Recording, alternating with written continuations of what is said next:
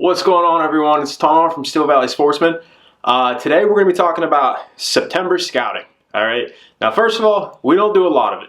We do all of our scouting early in the season, maybe into the summertime, but usually by this time of year, the velvet's starting to come off. They're starting to shift into their fall patterns, and the last thing we want to do is go in there and muck everything up right before the season starts. Okay.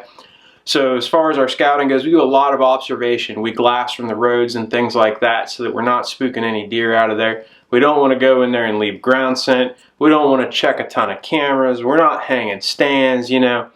Right now we're sort of in just shoot our bow, practice with our gear, getting ready, okay? The scouting and stuff is typically done. Now today is slightly different. We just got permission from a farmer to use his private property to access a piece of public. Okay, it's going to save us a couple-hour paddle upriver, and it gives us another point to access the river to paddle to other places too.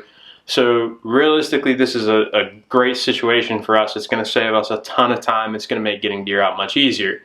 So while we were out on the property, we decided, hey, we're there, we're leaving ground scent. Let's just do a real quick loop, check everything, check our trail cam that we had on the property, and go from there. All right, now once hunting season hits, our strategy starts to change a lot, especially with new properties that we're not super familiar with. This is where we're going to really start scouting hard. The difference is we're scouting with our gear on our back with intentions to go in and kill something.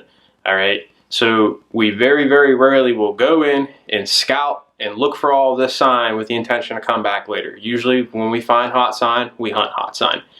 The exception to that is sometimes when we know we got a really solid downpour coming in, we'll head out during or right before that downpour, just kind of hoping that that rain will wash everything away.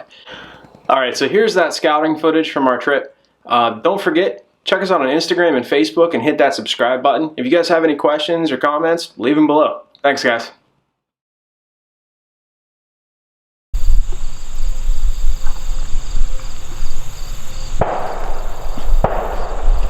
This is how we check trail cams on public land.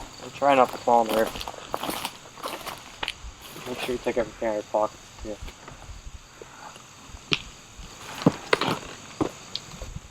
Disclaimer, wear safety harness. And probably not mesh shorts, but you know. Well, it's easier to climb.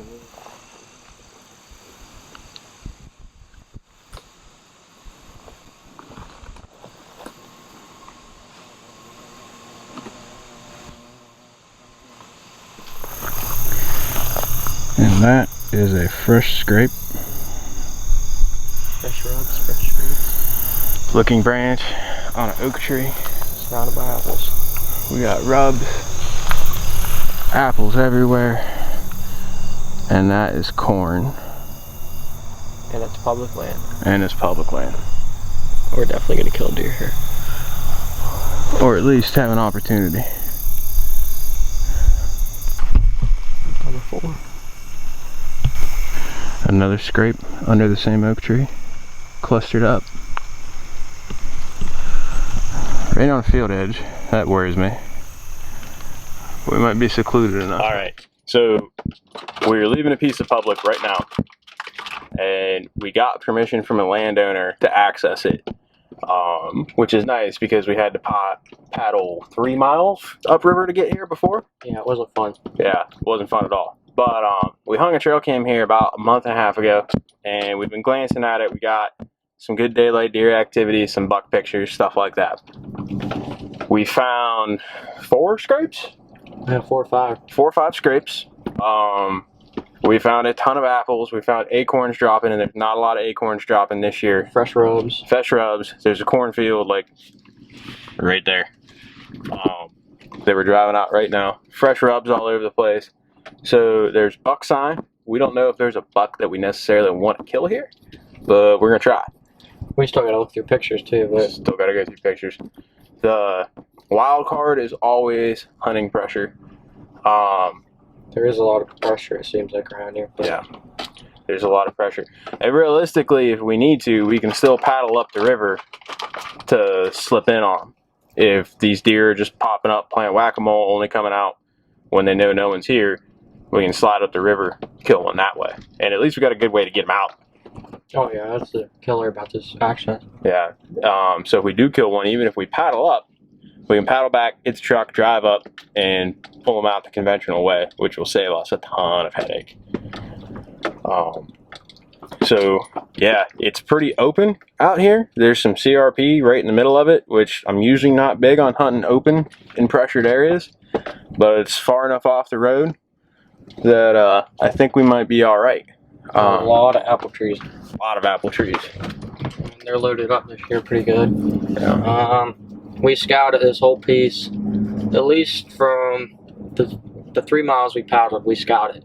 And we found one row of acorns. Yeah. One row of trees that had acorns, and it was a mix with white oaks and red oaks. Yeah. And they were loaded. That's where we hung our camera. And we had a bunch of deer sign going through there, so. And then we had one oak tree about a mile downriver surrounded by CRP. It was the only other oak tree we found through hours of scouting, covering miles and miles and miles with acorns on it. Now we have to paddle in there. Oh yeah, or unless we gain access at this other farm up here. Yeah, I still don't think that would put us close enough. It'll put us closer, but I don't think it'd be close enough. No. Well, the good thing about this access is we found an awesome bedding area. Yeah. It's almost like an overgrown CRP with a bunch of little oaks and stuff that were growing in the middle of it. Yeah. So we found a lot of beds around those. There's little secluded islands of trees and stuff. And the thing with it too is we found a lot of CRP overall, but this particular field had what, a dozen or so trees in it, and none of the other. More than that, and it's the only CRP field with trees in it. Period. So, I mean, basically in a sea of everything being the same, this one was different, and that's what you want to look for. Definitely noticed the sign was different too. Absolutely, way more deer sign in there. But so we will be hitting this area within the first week as soon as we have the wind right.